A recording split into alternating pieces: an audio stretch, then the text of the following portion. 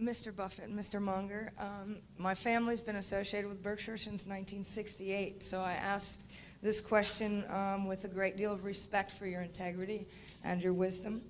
I work as an inner city school teacher where there is a rising and pervasive sense of hopelessness.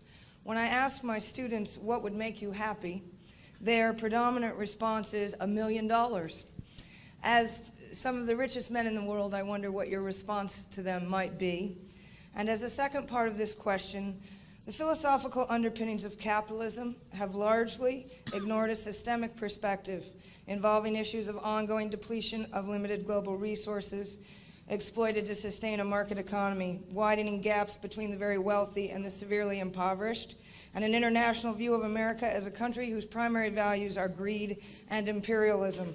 As we move into the 21st century, do you see a need to re-envision capitalist premises towards original notions of democracy, justice, and humanitarian concerns? You can get all of that. Well, I will say this. I am higher on the existing social order than you are.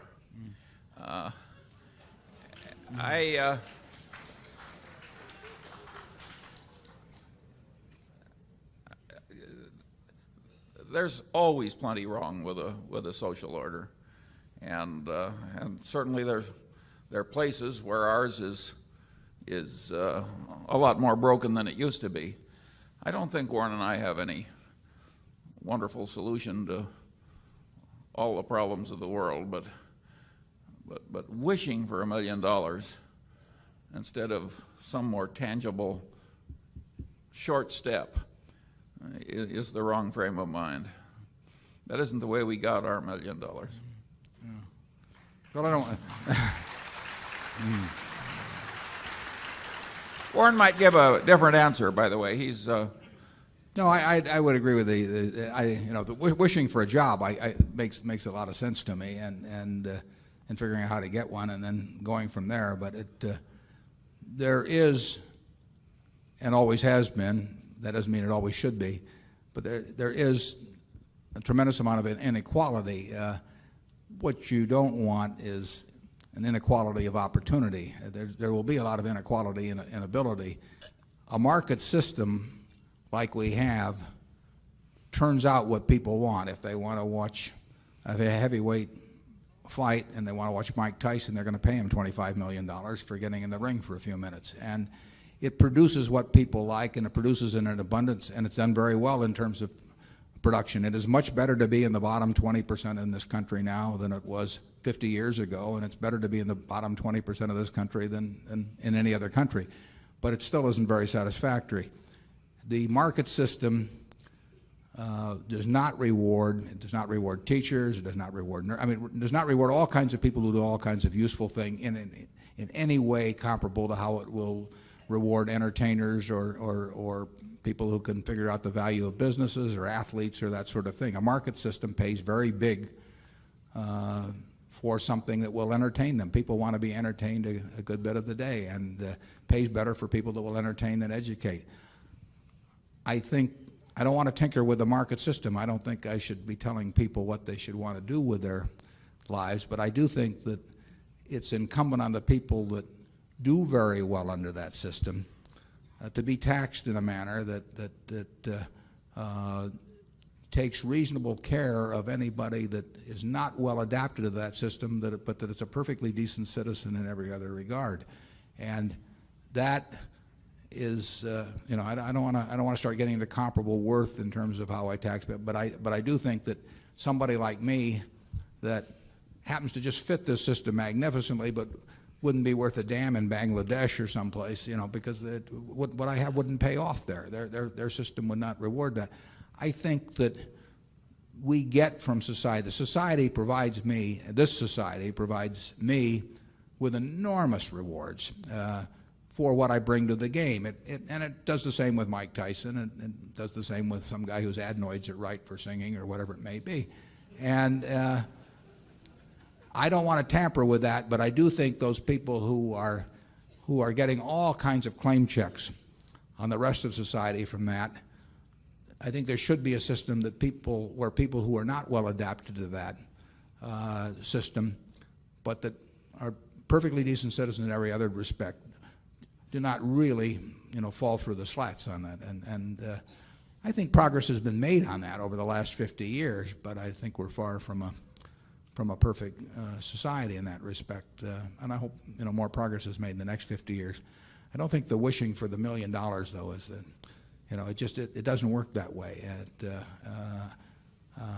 I think, but if you are lucky enough to have something that the market system rewards, you do very well here. And if you're unlucky enough to have something it doesn't reward, you do better now than you would have 30 or 40 years ago, and you do better than in other countries.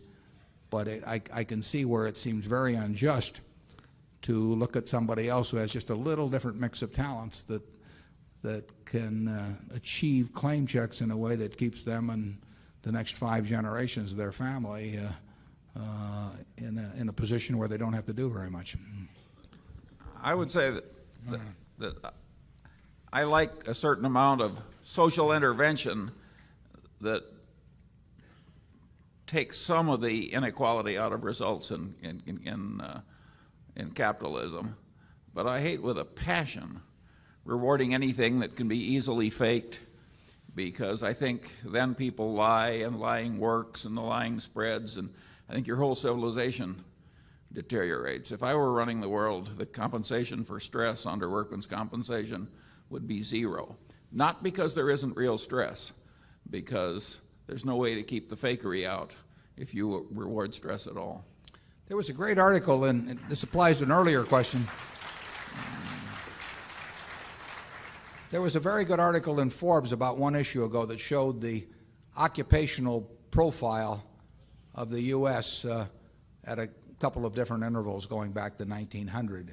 And one problem you can see just by looking at that profile is that if you assume 20% of the bottom 20%, however you measure it in terms of employability, whether it's measured by IQ or interest in working or energy level or whatever you want to do, they fit very well most of the jobs that were available 100 years ago. In other words, you could do most of the jobs, of which there were many, with relatively unimpressive mental abilities. And as jobs have changed, the profile of people hasn't changed. So there are more people that end up on the short end. Now, the good part of that is the society produces so much more that it can take care of those people one way or another. Now, the trick is to take care of them and make them not only feel, but be productive and be part of the act. And we've got enough product to do that, but the country turns out way more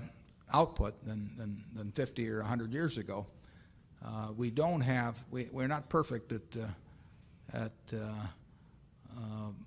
figuring out how to make the bottom 20 or 30% in terms of abilities fit a new changing job profile. I really recommend you look at that Forbes magazine, because if you think through the implications of those charts, I think you'll see what social problems have to be attacked.